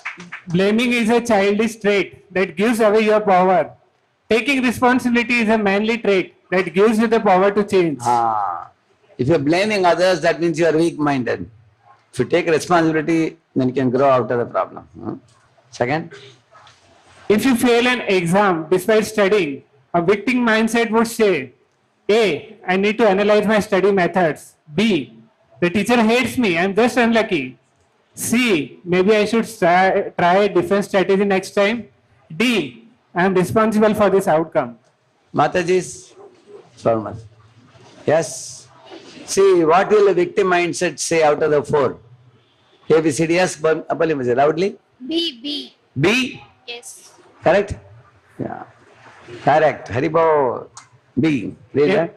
A victim mindset looks for external causes for failure so that it does not have to change its own internal behavior. Yeah. He is blaming the teacher or he is saying, I am unlucky. This is a victim mindset. It's a wrong type of mindset. Next. The story of the angry leader teaches us that A. Anger is a natural sign of a leader. B. Our reactions to people today create our reputation and destiny tomorrow. C. It is okay to be angry if people are incompetent. D. Karma does not apply to professional life. So 4. Who hasn't answered? We'll give chance. Yeah, she won't answer. Huh? D, yeah? She's saying D, okay? These are small kids, huh? B. Correct, B, Haribo. The manager thought he was just reacting, but his reactions were actually creating a lonely and difficult destiny for himself. Yes. So, the angry leader's anger today will come out in future. He will spoil his reputation and employees may leave him and go away also. Huh? Yeah. Next one. Karma is described as correction without hatred. What does this mean? A. God hates us when we do wrong. B. The universe is trying to teach us, not just punish us. C. We should never feel bad about our mistakes. D. No one is ever truly punished. Yeah? B. Yes. Perfect. Haribo. Karma is like a neutral law of nature. It doesn't hate us. It reflects our action back to us so we can learn and grow. Correct. Next question. According to Bhagavad Gita 6.5, how should one treat the self? A. One should pamper the self with comfort. B. One should elevate the self by the self and not degrade it. C. One should ignore the self and focus on others. D. One should let destiny handle the self. Yes. B. Yeah, correct. Correct. Haribo. You are your own best friend or your own worst enemy. Your choices either lift you up toward God or pull you down towards ignorance. Exactly. So Krishna says, Uddaredatmanatmanam atmanam avasadayet atmaivahi atmano bandhur atmaivari puratmanaha bandhuratmatmanastasya yenatmaivatmanajitaha anatmanastu shatrutve varte tatmaiva shatruvat. This is 6.5, 6.6 Bhagavad Gita. He's saying one should elevate oneself using the mind. Don't degrade yourself with the mind, he says. That's what the two words self are talking about that. Okay. So, now we are going to conclude with this. Read the Bhakti Master Ki. Yeah. This is an easy one. Read it. Concept. Karma is a rigid law, but bhakti, devotion, is a fire that burns the seeds of karma. Even a heavy past can be transformed through sincere connection with Krishna. Say, somebody may say, Prabhu, unfortunately, unknowingly, I have committed many sinful activities in the past and I am carrying a very big, apararabdha, karma with me. Now, is there any hope for me? And that was the situation of Ajamila. Correct, no? Ajamila had brought a prostitute to his house, threw away his chaste wife and religious parents, and he begot 10 children in the womb of prostitute. He had a huge apararabdha karma. Correct, no? But before the apararabdha karma produced a result by taking him to hell, he chanted the holy name. Because of that, he invited Vishnudutas to come. And then they cut the Yamapash. They didn't take him back with them, but they gave him a second chance. And now he woke up to his mistakes. Then he went to Haridwar, went to the Vishnu temple, he was chanting the holy name, eating prasad, associating with saintly people, taking bath in Ganga and everything. So he spiritualized himself so much that the bijams and the aprarabdha, they all got burned away like the fire. Correct, no? And this way he didn't have to go to hell. Instead he went to Vaikuntha, he went. Analogy? If you have a massive debt, you can work for years to pay it off, karma. Or the king, Krishna, can simply sign a decree to forgive the debt because you have entered his service, bhakti. Example, Ajamila was a man with heavy bad karma. Yet a single sincere call to Narayana began the process of his total liberation. There was one fellow in Pune, he had actually taken a loan from a man for his daughter's marriage. But then he couldn't pay back. The loan was, the principal amount was there, but the interest was going on increasing. At one point of time, he practically became bankrupt. He was not able to pay back. Then he told the loan payer, who was also his friend before, he said, take me into your company, I will work for you. Then he joined his company. He became so close to him. Later on, when the company grew up very big, the company owner practically shared half of the company with him. So in this way, if somebody tells Krishna that, Krishna, I am useless, I have done all kinds of bad activities, take me into your service. And Krishna has the ability to purify you. Just like Vishnududas came and purified him. Yeah.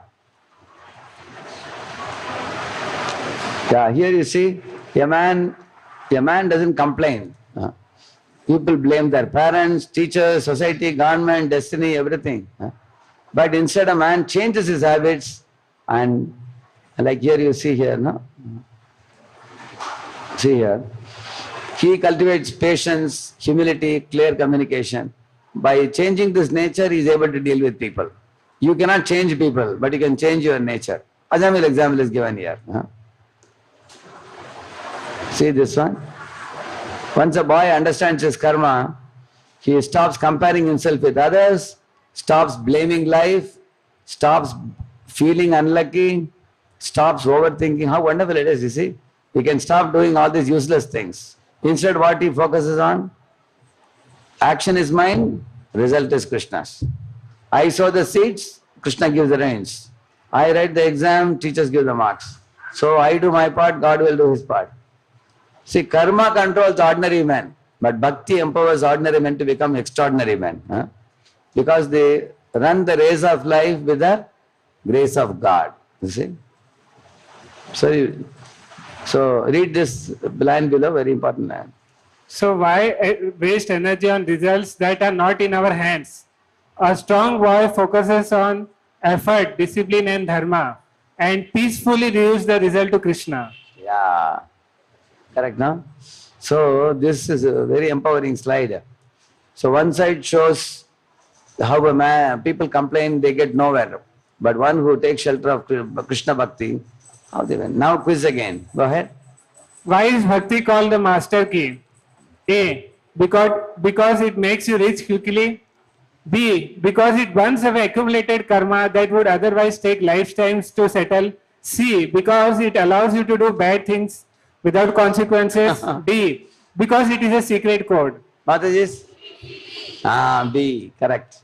Haribo. Just as high voltage current clears a blockage, the power of Krishna's grace dissolves mountains of past karma that we could never settle alone. Exactly. What Krishna says?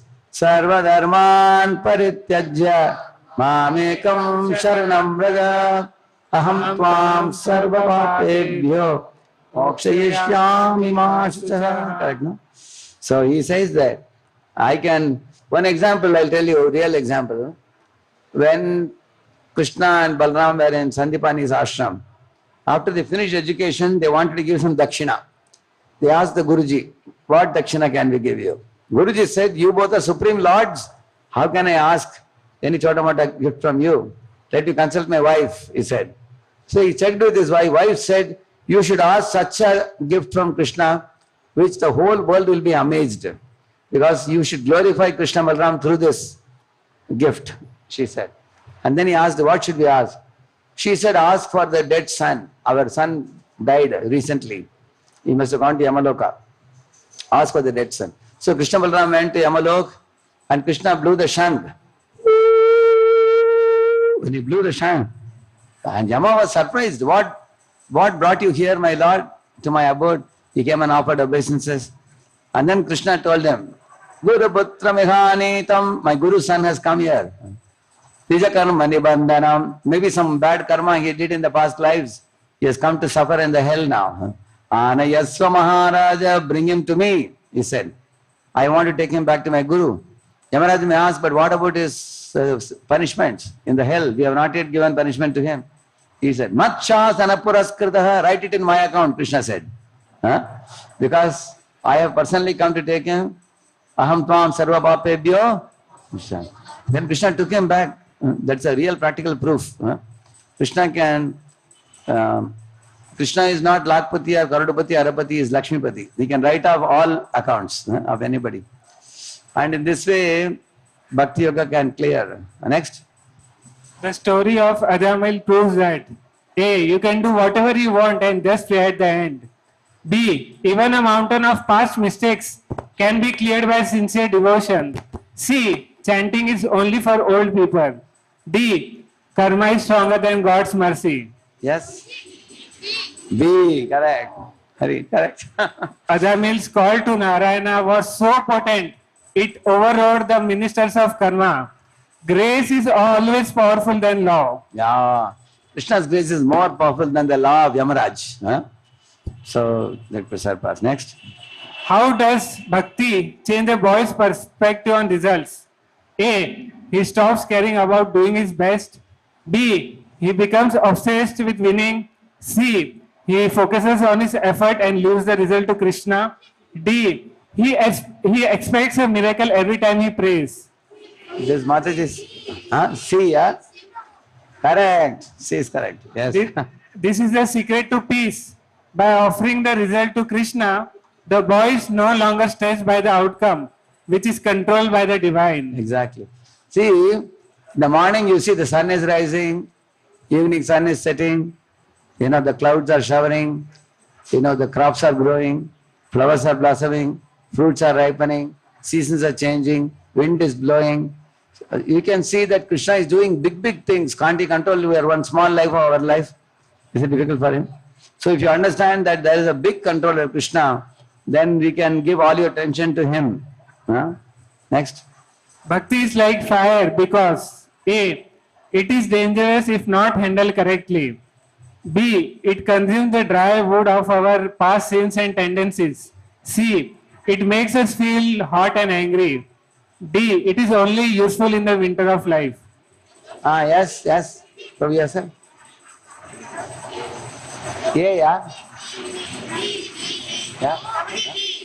Yeah. B, correct. Fire changes the nature of what it touches. Bhakti changes our heart's tendencies, so we no longer even want to perform bad karma. Ajamil became so purified, he never ever indulged in sin. He gave up sin completely. That's the nature of bhakti. And love for Krishna is awake and then one completely rises beyond. Next. What happens when a boy runs the race of life with bhakti? A. He is guaranteed to finish first. B. The race is cancelled. C. He runs with the grace of God, making him extraordinary. D. He doesn't have to follow any rules. Mataji. Yeah, C, correct. C is correct. An ordinary man struggles against his karma alone. A devotee has the support of the Supreme, making his journey smoother and his success meaningful. Exactly. See the last theme now. This is very important because 5 special qualities I have mentioned in this. If you cultivate those 5 qualities, you can be greatly empowered. See here, all of you repeat this: discipline, self-control, values, responsibility, and spiritual connection. These are the 5 pillars of a real making of a real man. If anybody cultivates these 5 qualities, one will gain all the necessary focus in everything you do. The height, like for example, a real man is like a skyscraper building. The height people see, success, is only possible because of the deep, invisible foundation of character. And that character consists of these 5 things. Discipline, self-control, values, responsibility, and spiritual connection. You see, if you cultivate these 5, then the Arjuna didn't become great because he was having some good luck or something. He practiced in the dark, and that discipline is the karma that led to his victory.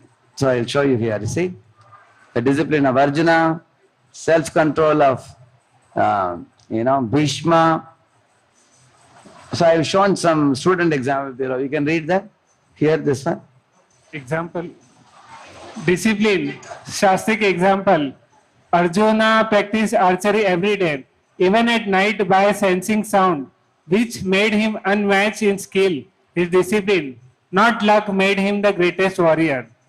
Shastric example. Similarly here, this boy below. Okay, real life example.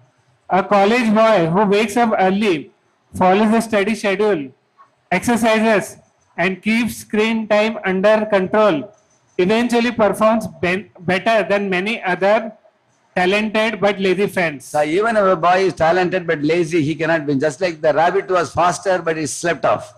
Correct, no? But if a boy is following these things, he wakes up early, he has a steady schedule, he chants, he exercises, he keeps his screen time low and everything. So that means we all can take initiative. That's the main point. Read the other boy. What is written? Self-control. Shastric example. Bhishma controlled his desires lifelong, even rejecting kingdom and marriage for his father's happiness. His self-control made him respected by all generations. A real-life example.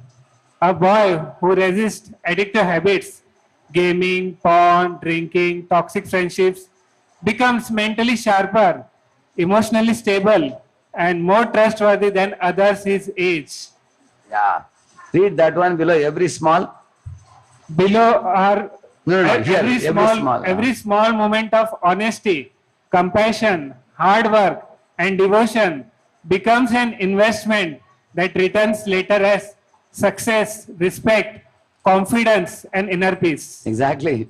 So first you lay the foundation, then you build the building.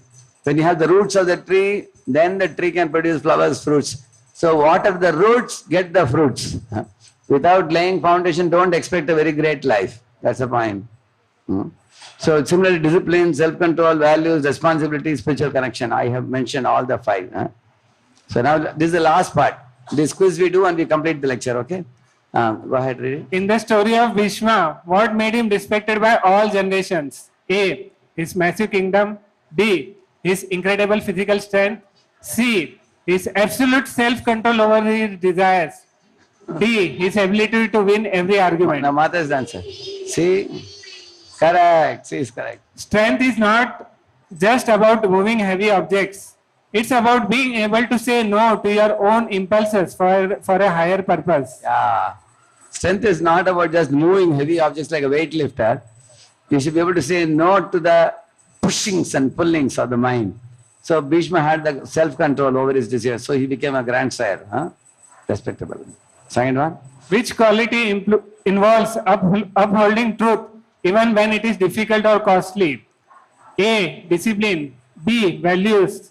C. Self-control. And D. Responsibility. Now Prabhuji is anybody? Any Prabhujis? Yeah? Values. Exactly. Correct. Values are the moral compass. Like Lord Rama, a man of value doesn't change his principle just because the circumstances become difficult. Exactly. See, when you have values, then discipline, self-control, everything comes. Value is the first thing. Yeah. Next. Why did Yudhishthira's kingdom become peaceful and prosperous? A. Because he was lucky with the weather. B. Because he took personal responsibility for the welfare of his citizens. C. Because he had no enemies. D. Because he ignored his duties. B. Correct. Leadership is the highest form of responsibility. When a man takes responsibility for those under him, the karma of the whole group improves. Yeah. A real man focuses on A. Muscles and aggression. B. Building character through small daily decisions. C. How many people he can control. D. Avoiding all types of work. Nice. B. Correct. B. Correct. Character isn't built in a day. It's built in the moments when no one is watching. Choosing discipline over laziness. Yes. Last. The spiritual correction like that of Dhruv Maharaj provides A. More money than others. B. The ability to perform magic tricks. C. Inner joy and confidence that doesn't depend on external success.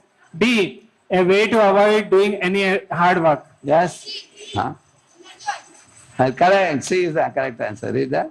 If your happiness depends on winning, you are a slave to circumstances. If it depends on your connection to Krishna, you are always victorious inside. Haribo. So now we have completed the whole session. So this was the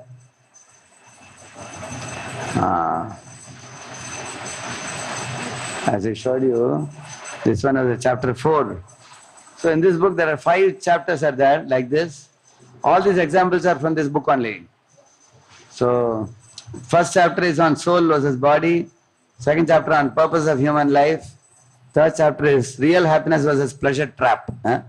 Fourth lesson is on karma. And the fifth is on reincarnation and life after death. So I'm preparing this kind of PowerPoints and quizzes. You all liked it? Nice. So I have been using in US. I think we can try in India also like this. So I will tell Vishnu Prasad Prabhu to get a bulk order. So any of you wish to take, you can take in future. Shri Prabhupada ki. I can take 5 minutes questions. Anybody want to ask anything? Yeah. Please. Prabhuji, if we take continuous good actions, then our desire gets changed. If we take continuous good actions or proper actions, then is the See, desire I told getting you about Vikarma, Sukarma and Akarma. All the big things we have spoken about today is about Akarma, because in Akarma, even if there is some deficiency, Krishna will take care. But most people have more faith in Sukarma. They want to do wonderful activities in the world without bringing God in their life. That is why they will be again and again going in the treadmill. So is our desire getting changed by this continuous? In Bhakti Karma only things can change. Like the Dhruva Maharaj went to forest with material desire, but then later on material desires got dissolved. Correct now? Similarly, you will find Bali Maharaj. You know, he was greedy for the 3 worlds, but after meeting Lord Vamandev, he handed over everything to him. So therefore, the emphasis is on the akarma, the whole thing. If somebody has understood this 6 concepts on karma today, and understanding of, aprarabdha, bija, kriyamana, and prarabdha, this is a very complicated network. But by handing over our body, mind, words to Krishna, then we are protected. Any question? Anybody else? Yes, please give it in.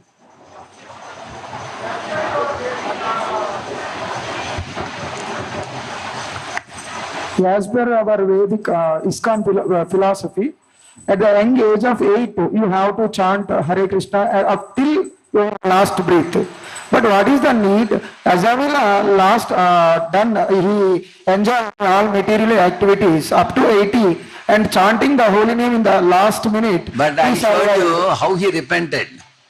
You saw that one song? Yes, tears. In those tears of repentance, all the sins are washed away. Correct, no? Actually, what we are thinking, some devotees, now I am 20, till 80 I will enjoy life like Ajamila, and then I will chant Hare Krishna and go back to Godhead. So this is coming under 7th offense. What offense? Namno baladyasahi papa buddhi. This is called papa buddhi. It's the worst type of offense. Because जान बूझकर पाप करके उसके बाद मैं मुक्त होऊंगा नाम लेकर, ये बड़ा अपराध है. This is like betraying a person, cheating. And he never chanted Narayana to escape from hell. He just spontaneously called his son's name. He had no cunning nature. Now, but our nature is diplomatic. He had no cunningness. He actually called his son Narayana out of desperation. But Lord Narayana thought he's a good Brahman. One time he has done some bhakti. Let me give him a second chance. So Lord gave him a second chance. And then he continued another 12 more years he continued. There his bhakti was like a very intense bhakti he practiced. Then he went back to Godhead. Any other question? Piche, way behind. Yeah. Hare Krishna, Prabhu. Prabhu, like we have seen that akarma dissolves our karmic reactions. Correct, it dissolves. So, for instance, if we perform bhakti in this life and dissolve karmic reactions through our bhakti process, then is there any possibility of his liberation from this material world? Is there any possibility of? Liberation from this material. What oh, yes, one gets liberated. In bhakti, if you practice bhakti like now, throughout your life, you will get liberated. Like if karma is completed, then he will get liberated, bro. Who? The person's karma is dissolved, then he will be liberated. I'm not able to hear well. If his karma is Karma will be dissolved completely. Karmani nirdahati kintuja bhakti bhajam govindam adi purusham tamaham bhajami. Says like that, yeah. Exactly. Okay, karma is dissolved, then there will be no life. Yeah, no one life. Because not only that, see, it was mentioned clearly, bhakti not only destroys karmic reaction. 4 things bhakti does. But please all of you repeat this.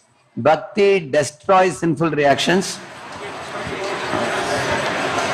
burns away the sinful seeds, counteracts sinful proclivities, and uproots ignorance. 4 things it does. Once ignorance is uprooted, you will not even want to commit sin after that. Clear now? Yeah. Hare Krishna. Any other question? Anybody? Here. Mike. Hare Krishna, Prabhu. Here it's coming. Hare Krishna, Prabhu. Krishna. So, what is the role of faith in one's life? What is the role of? Faith. Faith. Huh? What is the role of faith? Fate. See, fate and free will, they simultaneously operate. I will tell you how.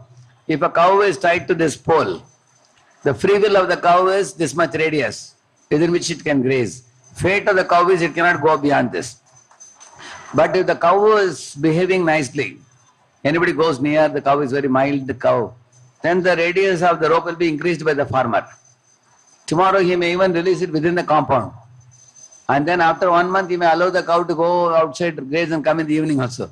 His freedom will be increased if the cow behaves well. But if anybody goes near, the cow showing the horn like this, then the radius will be reduced. Then the fate will be increased, free will be reduced. You understand now?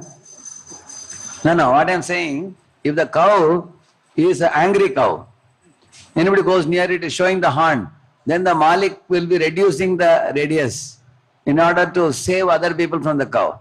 So then fate will be increased. In the same manner, if a father is giving a boy 5 rupees pocket money every day, the boy is smoking cigarette, the father will stop the pocket money. But if the son is spending money nicely, then 5 rupee will become 10 rupee, it will become 20, then tomorrow he will give the bureau key, he will open a bank account, tomorrow father will hand over everything to son. So the free will be increased by obeying God, and free will be reduced by rebelling against God's laws. It's clear? Yeah. I hear.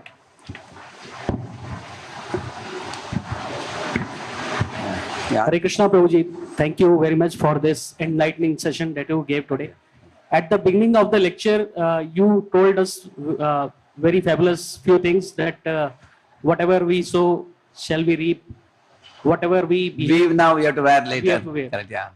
You also told us that if we show love, we will get love. If we give respect. So if you show love, you will not get love from the same person. It may come, the account, see, the universal account is there. Once you have shown love to somebody, that is stored in your account, it is going to come through somebody else. My question to you is, Prabhuji, you also told that if you give respect, you will get also respect. command respect. Many times in our life, in our surroundings, we find such type of people that we find are not able to seek respect or are often more disrespectful towards us. Correct. And don't treat the respect that we give to them the right way that they should take. So what our attitude towards them should be, either we should be still continue, be more respectful and continue with that. We should be disrespectful. It depends on whether you want to continue the relationship with them. If the relationship is not important for you, you can cut off. But if it is important for you, if they are near and dear ones, say for example, mother, father, wife, children, brother, cousins and things like that, you want to continue the relation, then for the sake of preserving the relationship, we tolerate them. And how do we tolerate? I will tell you. Somebody is born with certain natures, swabhava, which cannot be changed. Some people's swabhava is to be very pushy. And you try to tell them, be mild, they won't be mild. They will be what they are. Like somebody is short, they will be short only. Somebody is tall, you can't ask them, why are you short or why are you tall? Their body makeup is like that. Similarly, mental makeup also is there. So, but if they are important people for you, you tolerate. Say tomorrow you are a businessman, you have some clients. One client is an angry client, he shouts a lot, but he does crores of rupees business with you. will you drive him away? So you will tolerate that client because you need profits from him. Same in family and profession also. If somebody is important for you in your life, because they are needed by you, then you tolerate them. Is there an option of being neutral, not respectful, neither disrespectful? Yeah, you can be neutral. See, you can actually, that is why we are learning. For example, if a drunkard is speaking something to you, you will not take it seriously. Similarly, nowadays you find people are in passion and ignorance. They may say something, you hear it like this and leave it like this. Then you can be cool. Otherwise, if you take it to your heart, you will cry. You understand, huh? If you take it to our heart, because the people are of their nature and we can't change their nature. So environment cannot be changed, your response can be changed. Today the whole thing our learning was what? You don't become a victim. You take responsibility for your behavior. Like for example, I have a glass of water, I can drink now. But can I drink the water in the cloud? Because that is not in my control. So what is in your control, that you try to change. So you have two ways to take it. One is sit alone in a room and cry that, oh, they didn't give me respect, they didn't give me affection, they mistreated me. So then I'm feeling victim consciousness. Instead I think that is their nature, these fellows are not going to change, they are what they are. And I will keep a neutral relation, or I will continue to respect them and go on with my life. With others, I don't bother about it. Because they have to reap their karma, I will reap my karma. Yeah. So we think like that and we go on with life. Like if you go to a garden, you can come back and say the garden is full of fragrant roses. Or you can say garden is full of thorny bushes. Which is right? Both are right. But what do you prefer to see? It matters. If you prefer to see the roses, then you can pluck the roses and offer to Krishna. If you are going to see the thorny bushes, you will get nothing. Therefore, it is good to see the sunny side of people. It's good to see the sunny side of situations. Even Dhruva Maharaj converted his, very bad situation into a good situation. When he came crying to his mother, mother told him to go to forest and meet Lord Vishnu, and he perfected his life. You can convert misfortune into good fortune. You can actually, Pandavas also suffered a lot, they were good people. But later on, Pandavas ruled the whole world later on. So these kind of people around us, we can take them like people who are chiseling out our unwanted nature and bringing the best out of it. We can think like that. Correct now? Yeah. Thank you, Prabhu. Thank you. We are going to do Kirtan, about 10-15 minutes only. You all ready for it? Loud. One last time. Quick, give the mic there. Krishna Prabhu. Keep it like this. Why does the karma came? Keep it like this. You keep it. Why does the karma came to our life, Prabhu? Why the karma came to our life, Prabhu? What is saying? Karma? Why karma? Came to our life. Achha, why karma came? You did action, you get the results. What is karma? With thought, word, and deed. Whatever you do. Huh? Who created the karma? You are doing only. You are only doing now. Like today you sat through the class, so you got what karma today? Akarma. Who is the origin of karma, Prabhu? Who is? Origin of karma. Oh, origin of karma is originating from us only. Our thought, word, deed. First karma in this world came when we wanted to be independent. And then when we came to this world, then with that independence here, we independently spoke, acted, and then we have created. Now we can wind up this world and go back to God by our proper karma. Where is the Mridangam player here? Good Mridangam devotee. You have good, please give the Mridangam to him. Huh? How many of them? I know one sloka.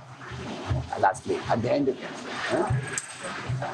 Nama Om Krishna Padaya Krishna Preshtaya Bhutale Srimate Bhakti Vedanta Swami Niti Namine. Cordless phone please. Cordless phone. Cordless.